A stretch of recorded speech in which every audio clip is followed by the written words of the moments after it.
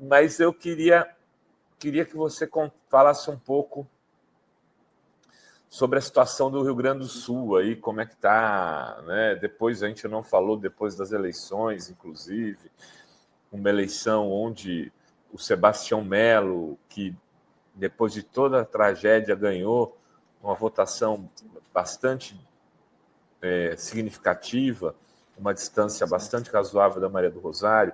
Ontem a gente via a avaliação do Eduardo Leite, muito melhor que a do Lula no Rio Grande do Sul.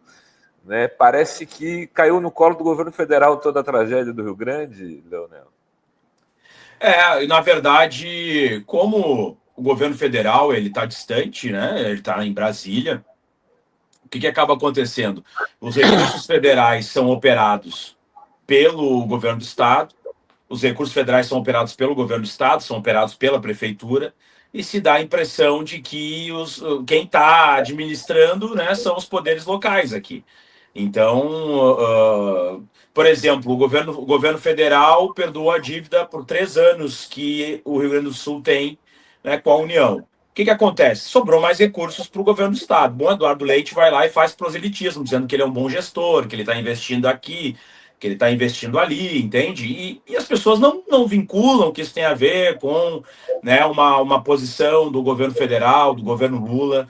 Então é essa a realidade. Fora as outras questões que demoram tempo para serem resolvidas. Por exemplo, a situação do Minha Casa Minha Vida, das casas que vão ser construídas e que tem todo um processo de licitação, de compra de terreno, de regularização fundiária. Então, quer dizer, muitas coisas ainda estão em processo e existe aquela sensação de que o governo prometeu muito e entregou pouco, embora a economia do estado do Rio Grande do Sul só não tenha quebrado no ano passado, graças ao auxílio reconstrução, aos investimentos do governo Lula no estado do Rio Grande do Sul. Mas como a mídia tradicional aqui do Rio Grande do Sul é apoiadora do Eduardo Leite, né? Ela principalmente a RBS, né, tem um alinhamento ideológico, ela publica aquilo que vai favorecer ou vai ter algum ponto de vista que remeta a uma boa gestão, né, um exemplo de administração de sucesso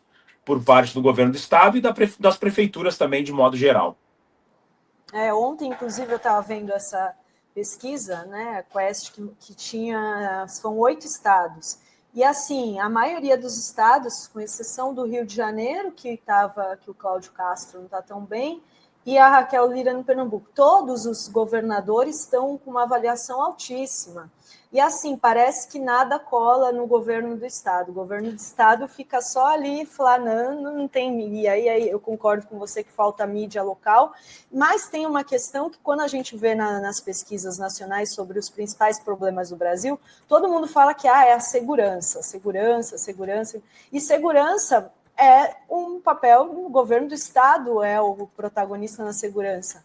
O que acontece que nem na segurança, Leonel, as pessoas se dão conta de que os estados teriam que fazer a parte dele, e também como isso demonstra que, na verdade, a direita não tem projeto de segurança, porque está um problema gravíssimo no Brasil em relação à segurança pública, né?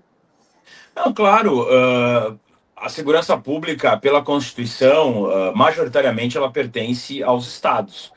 Tanto é que os estados gerem as polícias civis, as polícias militares e também agora a polícia penal, que é o sistema prisional, né?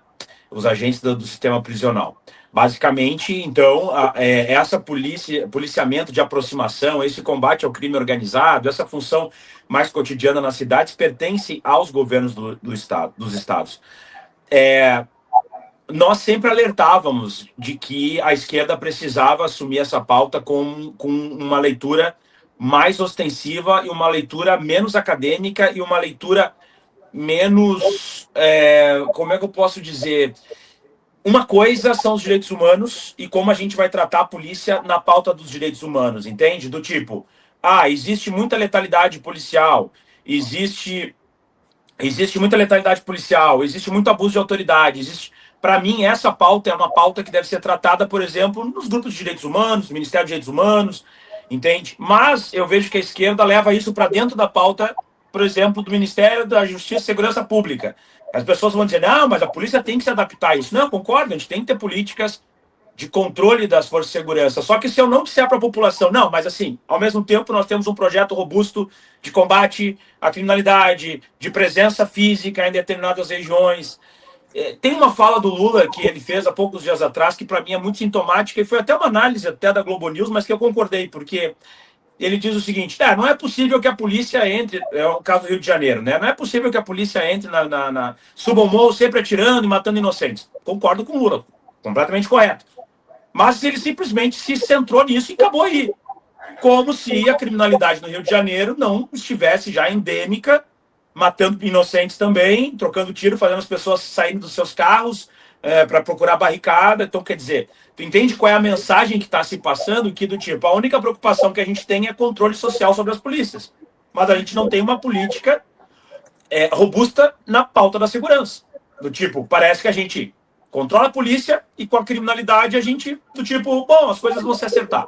Então, para mim, falta essa linha, embora, e é interessante, todos os dados da criminalidade, desde que o governo Lula assumiu, de 23, 24, vem reduzindo.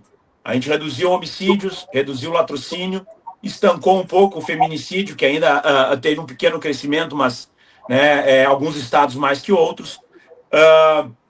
Nós reduzimos todos os crimes violentos, que são aqueles crimes que realmente entram no cômputo, se o país está com uma violência descontrolada ou não. Ou seja, a violência hoje, durante o governo Lula, é infinitamente menor do que durante o governo Bolsonaro. Então, se a gente pegar os dados do governo Bolsonaro e os dados do governo Lula, como em todos os outros dados, apresenta dados melhores. Só que, em termos de sensação, em termos discursivos e em termos de postura por parte do governo, isso não chega na ponta da população, e que coloca como a segurança, segurança e saúde, principalmente, são os dois pontos primordiais, e claro, uma questão da economia e tal, mas esses dois pontos são essenciais. E eu não vejo a esquerda, de forma ampliada, debater sobre isso, sentar e falar sobre isso, e ter uma postura que não adianta mais nós ficarmos debatendo academicamente se isso é punitivismo de esquerda,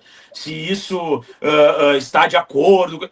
As pessoas querem ter uma resposta e uma solução para o medo, e o fascismo, no meu entendimento, ele entra muito por aí, na base do medo, na base de que nós defendemos a criminalidade, na base de que nós não temos uma proposta para segurança pública, na base que a gente sempre quer punir somente o policial, entende? E se a gente não acordar para isso, todos os especialistas estão dizendo que a eleição de 2026 vai ser pautada como centro, a pauta central será a segurança pública. Não, e há umas 2 semanas atrás, você vê aqui em São Paulo, um ciclista às 6 da manhã foi assassinado, gente, com um celular. Os caras chegam. Tá assim, as pessoas querem andar na rua tranquilamente, isso é um absurdo, e é hora de falar, gente, olha aí, Tarcísio, a polícia derrite. Isso.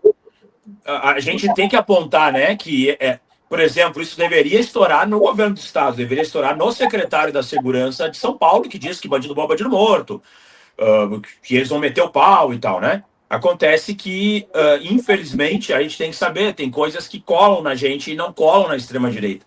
Assim como é impressionante o discurso anticorrupção.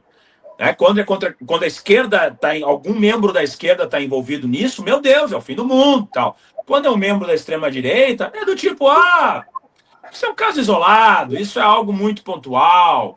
Bom, sabendo disso, a gente vai ter que ter estratégias discursivas que façam com que a gente consiga emparelhar. Hoje não é tão difícil de emparelhar, porque tem tantos casos de corrupção envolvendo membros da extrema-direita que esse discurso a gente consegue emparelhar. Mas se a gente também não tiver uma narrativa quanto a isso, vai ficar muito complexa a situação. E eu vejo as pessoas hoje, como é um governo de esquerda e como se criou uma narrativa de que a esquerda defende criminalidade, de que a esquerda é leniente, que defende leis que favorecem os vagabundos, etc, etc. Qualquer coisa que aconteça no município, aleatório, vai estourar na conta do presidente Lula.